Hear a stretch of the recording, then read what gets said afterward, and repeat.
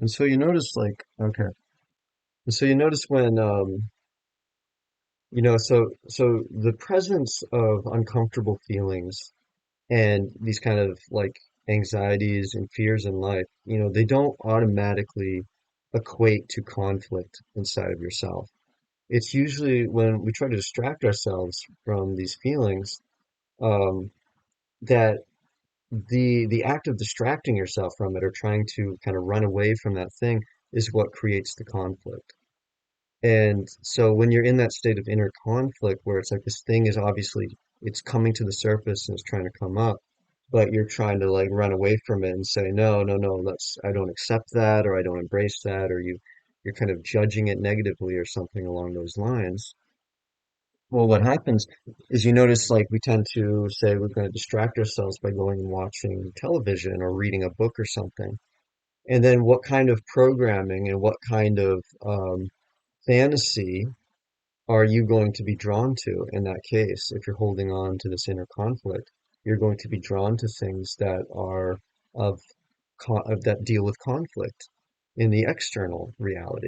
And it's not necessarily anything wrong with that, but you start to develop this kind of greater awareness of your own physiology and your own tendency to maybe run away into these kind of, I don't know, just intense worlds and spaces whenever like something comes up in your body or some feeling or some, you don't want to deal with it because it's like, oh, I don't know.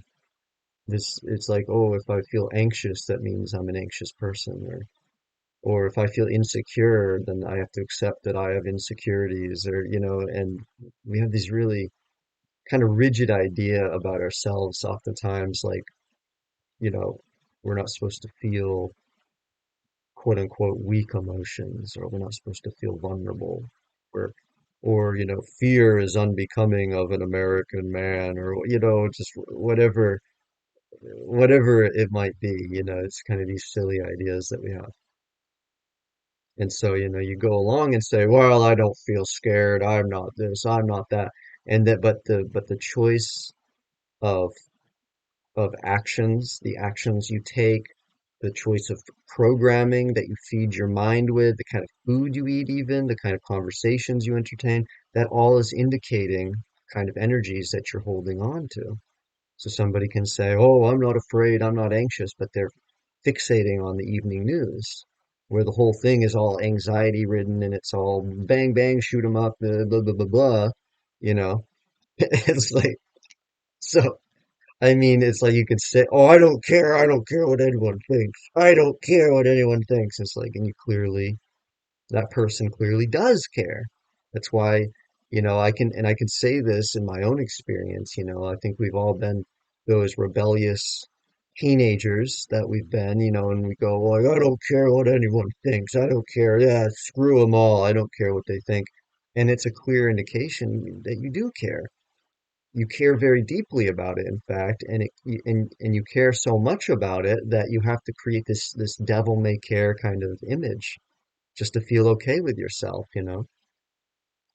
And what you come to realize after a time is it takes a tremendous amount of effort to kind of basically lie to yourself, and it's so much easier just to kind of just have a good cry, or to just, bang your fist on the wall, or just apologize to somebody, or whatever it is that you need to do to get it out. Maybe just put down the action movies for a while. They're not that special, and just kind of get out of that fear-based mentality, you know, come back to yourself.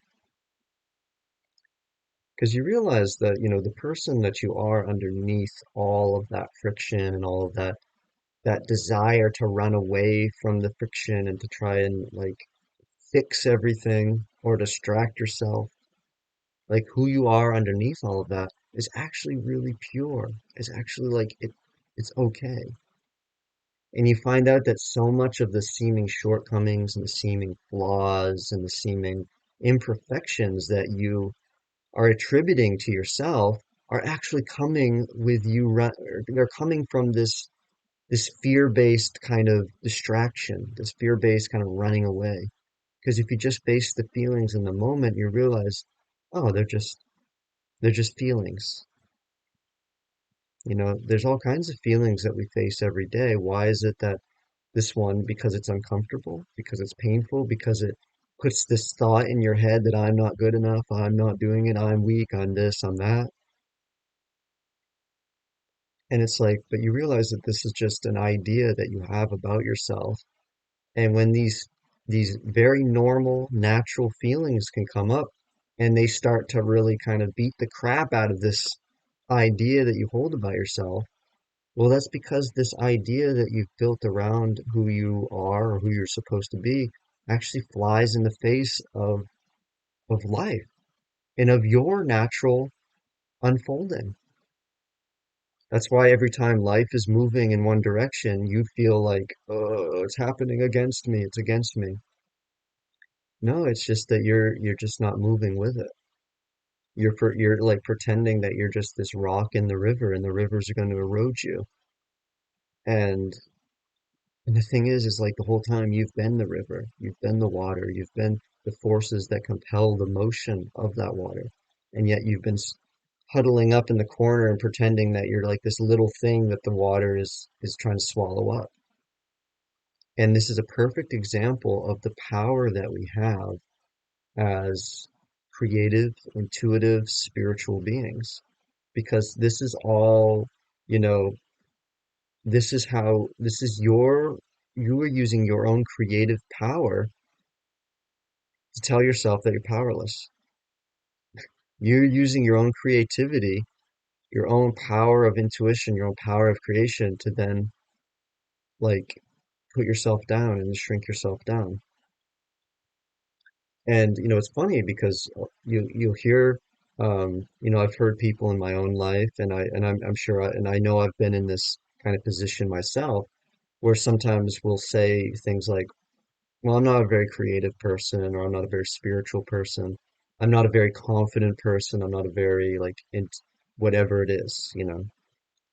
And the thing is like you're using your power, your intention, the very real power that you have, to then tell yourself that you're somehow powerless. And it actually takes the energy that you say you don't have to create that reality. You're saying, I don't have the ability to create my reality. And by saying that, you are literally creating your reality.